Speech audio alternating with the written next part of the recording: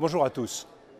L'Office européen de lutte antifraude, qui est en charge de la protection des intérêts financiers de l'Union européenne, a rendu récemment son 30e rapport annuel. On y apprend notamment que le volume financier des fraudes touchant ces intérêts financiers a augmenté de 183%, ce qui est considérable.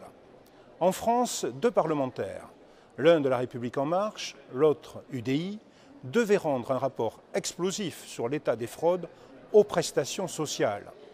Des chiffres étaient très attendus sur le montant de ces fraudes, car la France verse 450 milliards d'euros de prestations sociales par an et la Cour des comptes a déjà estimé à environ 10% le montant de ces fraudes, soit 45 milliards d'euros.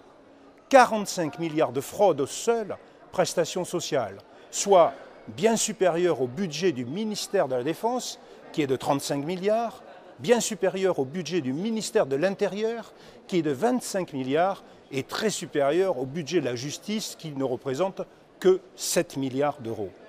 Ce rapport parlementaire, tellement attendu, ne fera finalement que l'effet d'un pétard mouillé, car leurs auteurs n'ont pas obtenu de réponse de plusieurs administrations. Ainsi, un sénateur, en sa qualité de rapporteur spécial de la Commission des finances sur l'immigration, n'a obtenu aucune réponse à sa question visant à connaître le nombre de personnes immigrées touchant ces prestations. Il semblerait même que des consignes aient été passées pour ne rien répondre de précis aux parlementaires. Un nouveau scandale d'État que bien peu de médias relayeront évidemment.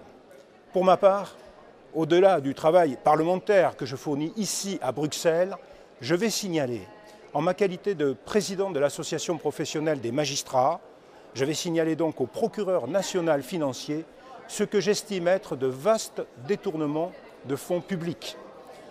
En espérant naturellement que la justice réussira là où le Parlement a échoué, là où le gouvernement ne veut rien dire. En tout cas, il ne faut pas se priver de le faire savoir. N'hésitez surtout pas. Merci à vous.